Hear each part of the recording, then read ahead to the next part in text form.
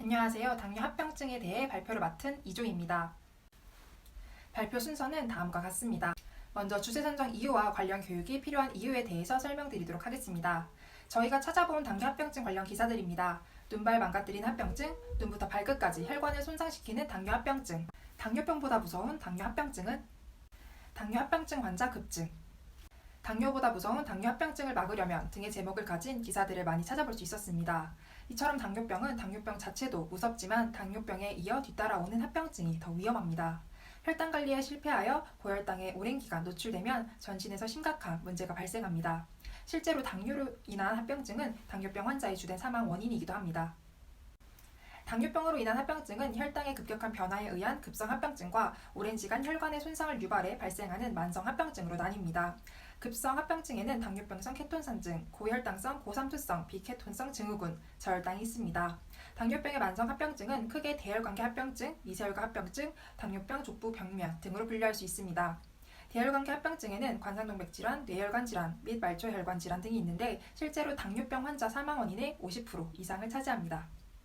옆에 그림에서 보시는 것처럼 합병증은 몸의 어느 부위에서도 나타날 수 있는데요. 당뇨병 합병증은 대혈관계뿐만 아니라 우리 몸의 미세혈관을 망가뜨리기도 합니다. 특히 미세혈관 합병증은 환자의 삶의 질과 직접적으로 관련이 있기 때문에 매우 중요합니다. 미세혈관 합병증으로 실명의 주요 원인인 당뇨병성 망막병증은 당뇨병으로 인해 증가된 혈당 수치가 망막의 미세혈관을 손상시켜서 발생합니다. 또한 당뇨병으로 인해 신장이 손상되고 기능이 감소하여 심한 경우 말기 신부전증으로 악화되기도 합니다. 고혈당으로 인해 신경이 손상되면 당뇨병성 신경병증이 발병하기도 합니다. 당뇨병 유병 기간이 길수록 더 잘 발생하며 당뇨 환자의 약 50%에서 발생합니다. 또한 말초신경, 자율신경 모두 손상받을 수 있고 특히 말초신경병증은 통증, 온도, 접촉 등 외부로부터 자극을 감지하는 손, 발 등의 신경이 고혈당으로 인해 손상을 받게 됩니다.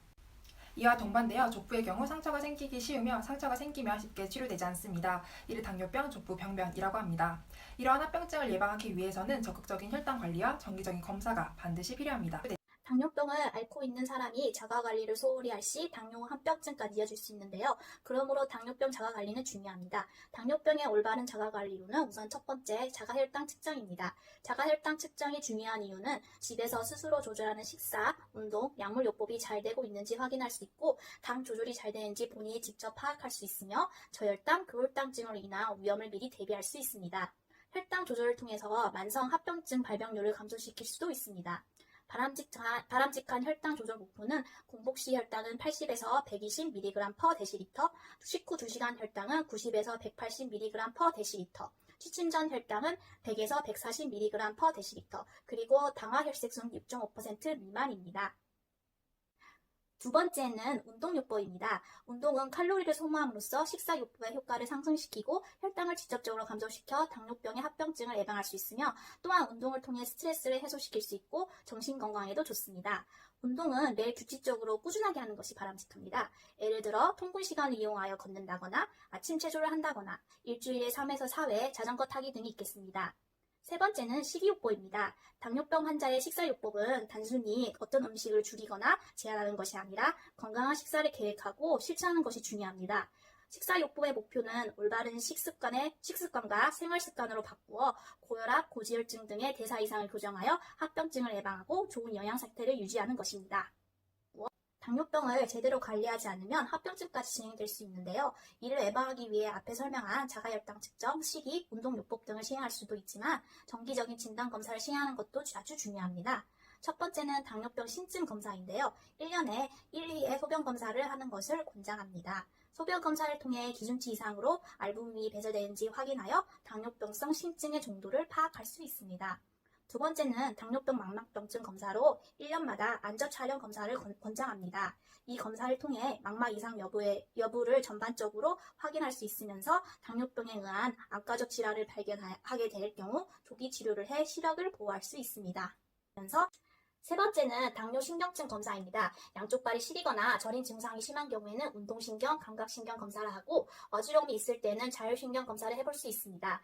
네 번째는 당뇨심혈관증 검사입니다. 당뇨병 환자에서 흔히 동반되는 심혈관 합병증으로서 관상동맥 질환의 여부를 확인 위해 심전도 검사, 운동부하 검사, 심혈관 CT 검사 등을 합니다. 마지막으로 당뇨 족부증 검사로는 발목 상완 지수 검사 ABI 앵코 브라키오 인덱스가 있습니다. 작년에 건강사정 실습 시간에도 배웠는데요. 이 검사는 혈압과 혈류량을 측정함으로써 막힌 혈관을 찾아내고 위치를 대략적으로 알 수 있는 검사로 족부 궤양의 여부를 확인할 수 있는 매우 유용한 검사입니다. 당뇨에는 급성합병증과 만성합병증이 있는데요. 먼저 급성합병증에 대해서 알아볼까요? 급성합병증은 혈당이 너무 높아지거나 반대로 혈당이 너무 낮아져서 나타납니다. 급성합병증에는 저혈당, 당뇨 케톤산증, 고혈당, 고삼투, 비케톤 증후군이 있는데요. 이로 인해 의식저하, 경련, 뇌 손상이 올 수 있고 심하면 사망에까지 이를 수 있는 응급 상황이므로 빠른 대처가 필요합니다. 저혈당이란 혈당이 정상 이하인 70mg/dL 이하로 떨어진 경우이며 경구 혈당 강화제나 인슐린의 가장 큰 부작용 중 하나입니다. 과량의 인슐린이나 속효성 인슐린을 사용하는 경우나 음식 섭취의 부족, 식사를 거른 채 약을 복용하거나 식사 시간이 불규칙하거나 과도한 신체 활동으로 인해 발생할 수 있습니다. 초기에는 발한, 빈맥, 심계항진, 공복감, 손끝 저림, 어지러움과 초조감, 떨림 등이 나타나고 좀 더 진행되면 두통, 졸림과 복시, 일시적인 감각 및 운동 실조 등 신경계 반응이 발생합니다. 혈당 농도가 떨어지면서 아드레날린이 분비되지 않으면 바로 의식을 잃게 되어 즉각적인 치료와 간호가 필요합니다. 저혈당을 바로 회복하기 위해서는 반컵의 과일 주스나 탄산수, 두세 개의 사탕이나 설탕물 혹은 꿀물을 마셔 즉각적으로 당을 공급해주는 방법이 있습니다. 따라서 저혈당 표시지를 착용하거나 항상 단당류의 간식을 지참하여 저혈당 증상이 보이면 바로 섭취하시는 것이 좋겠습니다. 두 번째로 당뇨성 케톤산증은 인슐린이 심하게 부족하여 당분을 에너지원으로 사용할 수 없게 되면 저장된 지방질을 분해하여 에너지를 얻게 되고 이때 부산물로 생성되는 케톤체가 혈중에 많아져 나타납니다. 케톤체로 인해 체내 액성이 산성화되고 이로 인해 호흡과 심박동수가 빨라지게 되고 심해지면 의식 소실까지 갈 수 있습니다. 또한 당뇨로 인해 순환 혈액량과 혈압이 감소하여 당뇨병성 혼수가 나타날 수 있는데요. 이를 교정하기 위해서는 인슐린을 통해 산증을 치료합니다. 대상자는 평소와 같이 인슐린이나 혈당 강화제를 투여한 후에 식사를 하고 오심이나 구토와 같은 증상이 있더라도 인슐린 양을 줄이지 않는 것이 중요합니다.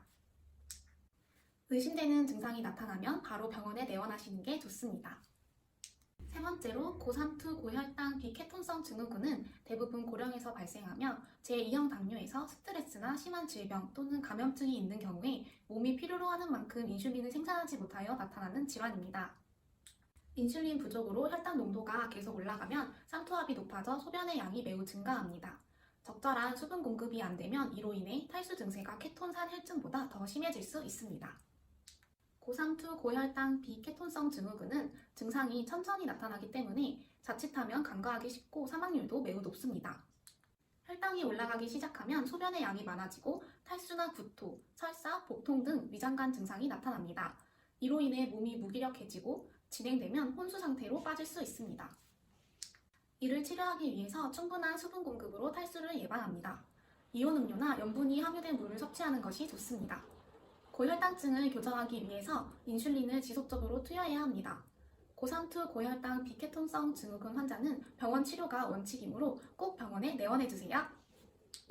다음은 당뇨병의 만성합병증입니다. 만성합병증은 크게 대혈관계 합병증과 미세혈관계 합병증이 있는데 먼저 대혈관계 합병증은 관상동맥 질환에 대해 설명드리려 합니다. 이는 신장에 혈액을 공급하는 관상동맥이 그림과 같이 동맥경화성 변화로 좁아지며 신장 근육으로 혈류 공급이 줄어들게 되어 심근허열, 손상 및 괴사를 초래하면서 발생하게 됩니다. 이는 당뇨병 환자에게서 유병률이 최대 50%에 달하기 때문에 주의해서 적절히 치료하고 예방하는 것이 중요합니다. 그러나 관상동맥 질환은 대부분 소리 없이 찾아오기 때문에 전형적인 흉통이나 비전형적인 흉부 불편감, 호흡곤란이 있는 당뇨병 환자의 경우에는 관상동맥 질환에 대한 추가적인 검사를 시행하도록 권고하는 것이 중요합니다. 이렇듯 소리 없이 강한 관상동맥 질환을 예방하기 위해서는 첫째, 혈당 조절, 둘째, 주기적인 진단검사, 셋째, 위험인자를 관리해야 합니다. UKPDS 연구에 따르면 혈관 합병증은 당뇨병으로 진단받고 오랜 시간 후에 나타나는데 초기에 적절한 혈당 조절을 하였을 때 시간이 지났을 후 심혈관계 합병증을 예방할 수 있는데 유익한 효과를 줄 수 있다고 합니다. 이처럼 혈당 조절에 중요한 당화혈색소 검사는 2~3개월의 평균 혈당을 반영하는 검사로 5.7% 이하일 때 정상, 6.5% 이상일 때 당뇨병으로 보고 있습니다. 또 그 사이에 수치가 나타났을 때는 당뇨병 전 단계라고 진단을 내릴 수 있습니다. 다음은 초기 진단을 위한 세 가지 진단 검사입니다. 가장 먼저 심전도를 실시하여 허혈성 심질환, 동맥경화성 증거가 보일 경우에는 관상동맥 혈관 검사를 시행합니다.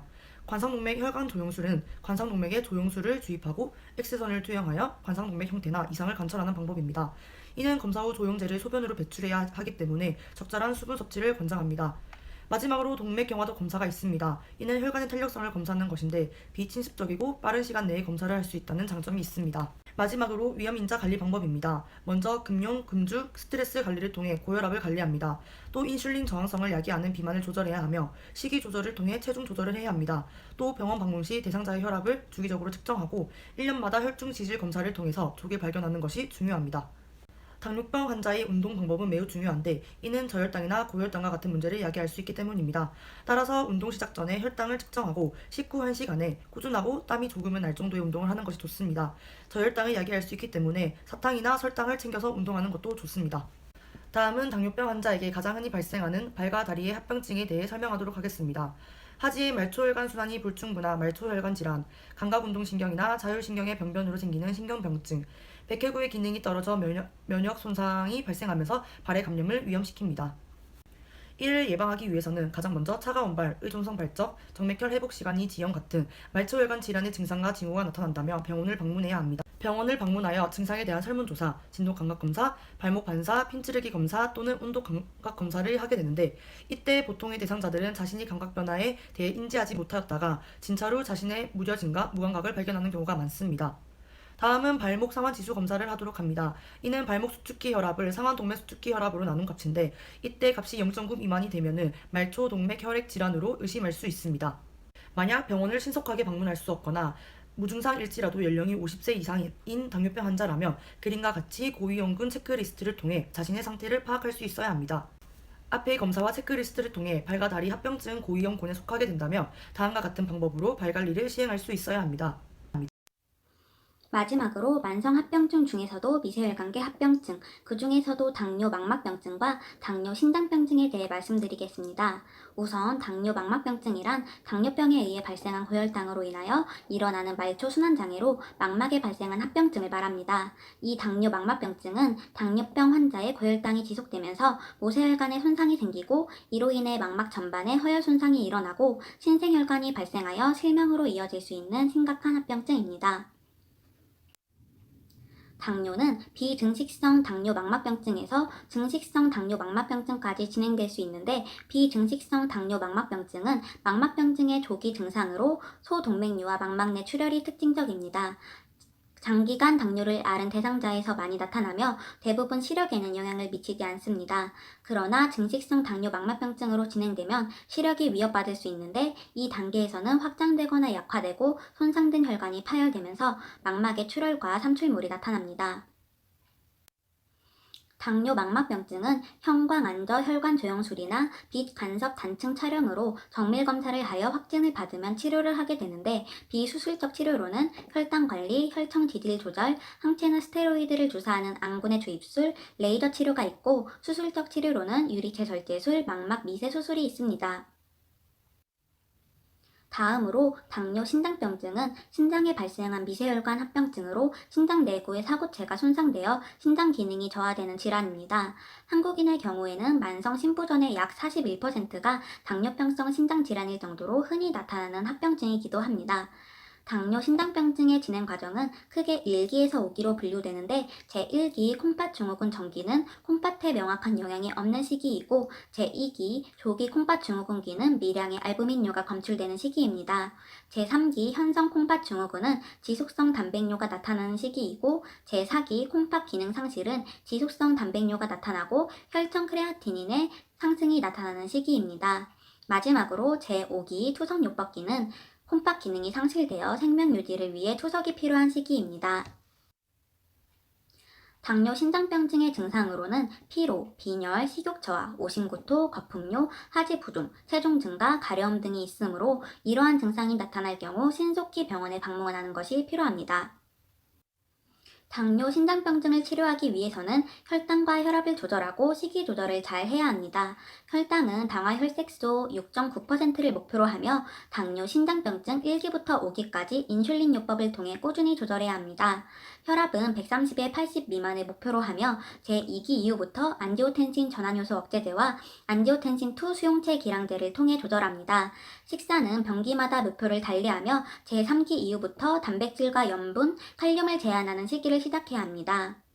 이렇게 당뇨 신장병증을 조기에 관리하지 않으면 말기 콩팥 기능 상실까지 진행되어 생존을 위해 투석요법이나 신장 이식을 하게 될 수 있으므로 당뇨가 있는 환자분들은 정기적인 검사와 관리가 중요합니다. 끝으로 당뇨 합병증 예방 수칙에 대해 말씀드리겠습니다. 혈당은 당화 혈색소 7% 미만을 목표로 지속적으로 조절해야 하며 혈압은 130에 80 미만으로 유지해야 합니다. 지방질은 적당량 섭취해야 하며 저염 저단백 음식을 섭취해야 하고 금연과 금주는 필수적으로 시행해야 합니다. 또한 고칼로리 음식을 제한하고 규칙적으로 운동을 해야 하며 정기적으로 합병증 관련 검사를 시행해야 합니다. 지금까지 당뇨 합병증에 대해 알아보았습니다. 감사합니다.